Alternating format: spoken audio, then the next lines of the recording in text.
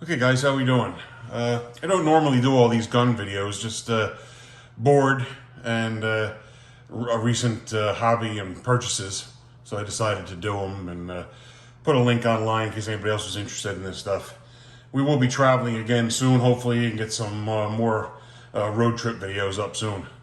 So in the meantime, you saw a video I posted of this Beretta Cx4 that I bought recently, right?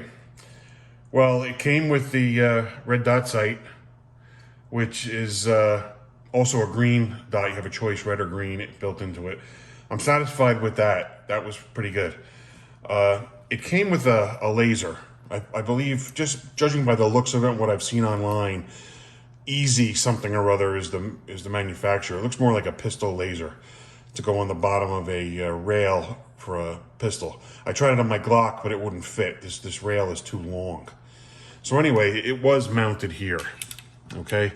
So the problem with that was, when you used it, I sighted it in.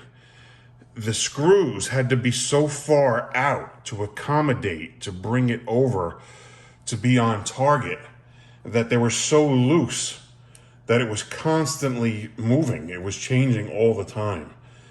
I believe that's just because it was mounted on the side and I had to bring it over, to there. I didn't like it. It's a red laser, as you can see there. It works great. I mean, a perfect handgun, I think it'd be fine because the levers here were perfect for me. I mean, they were really good on the Glock, but I couldn't get it on all the way. So anyway, I opted for a different one, which I'll go over in a minute. But what I used to sight these in at the house, just so I was, you go to the range, you're paying for the port, your ammo and all that stuff. I wanted to get as close as I could. So I bought one of these. It's a laser. This, this is a 40 caliber CX4, so I bought this. This is supposed to be good for a 9mm up to a 45. Now the 45 I haven't tried yet. I should. I have my handgun behind me. But it works pretty well. You put the batteries in, this cover comes off, it twists off, and then you twist this all the way in. I have batteries in it now. There's no on and off switch, obviously.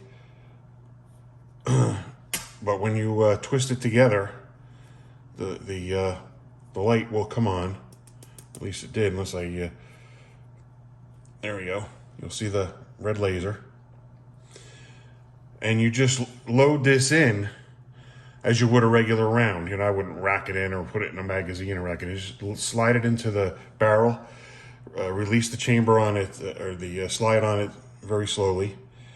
And believe it or not, it was pretty accurate. Just by adjusting the scope to this, I was on the paper. If you were shooting a, the old Q targets for law enforcement or whatever, the silhouettes,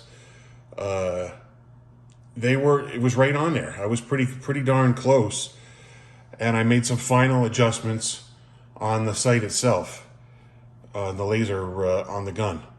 But it worked really well, I have to say. Rather than starting there blindly and not knowing where you're going to wind up shooting, these are worth it. They're reasonably cheap, and they make them all for all different calibers. Again, this one's supposed to go to the 45. Just because it will be easier, I have my 45 right next to me, because I just did a video on the laser I put on there. Let's try it. I'm gonna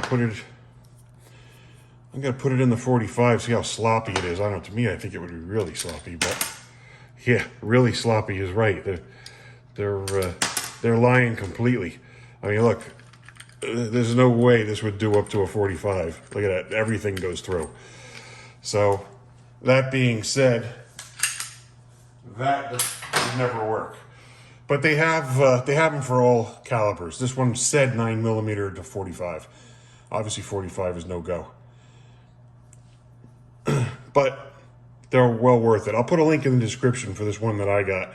Had no problems. Obviously, there's no room for an on and off switch. So all I do is unthread it enough that it doesn't make the contact, and then I put it away, and that seems to work pretty well. So anyway, I went with this green laser. which I like it.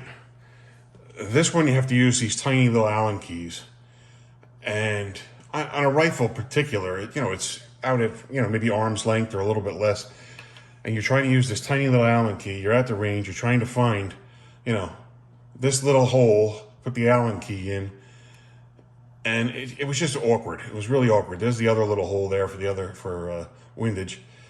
It wasn't good.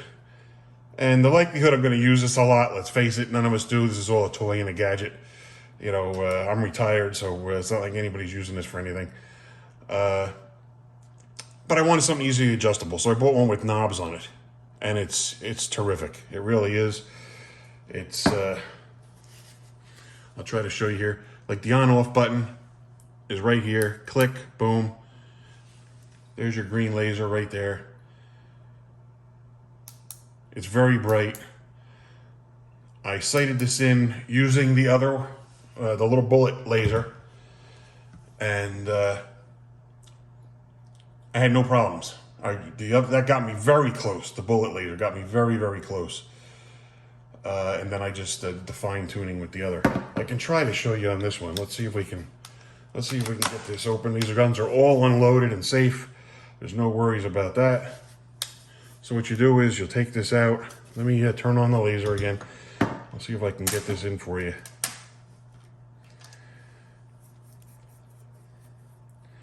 All right, so we got the red laser on. You're gonna just take this and you're gonna slide it in there. It didn't quite go. Let me jiggle it around a little bit. Oops, it fell out. Sorry about that. All right, it's in. So now what I would do is hit the release, slide it in gently, and there, that's coming out of the barrel. You'll see that red dot right there? That's out of the barrel. Now I could turn the green one on. It's probably gonna be a little off because we're pretty close. And remember that one is, because we're so close, it's the difference between the barrel and the laser. But out a ways, it's gonna come closer and it'll be pretty darn close on target from what I've adjusted. But just to give you an idea, that bullet will put you right there. And then you just play with a little adjustment and you're in business. Just to show you. I recommend both of them. It worked out well for me. It made life easier. It saved on wasting a lot of ammo, taking a lot of range time on crowded days at the range, messing around with all that stuff. So I'll put a link with the descriptions and all the stuff. This was all pretty inexpensive. Trying to remember, I don't think this was more than maybe $15 or $20 maybe.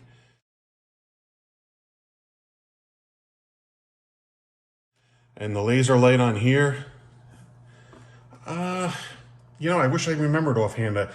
It'll be in the description, of course.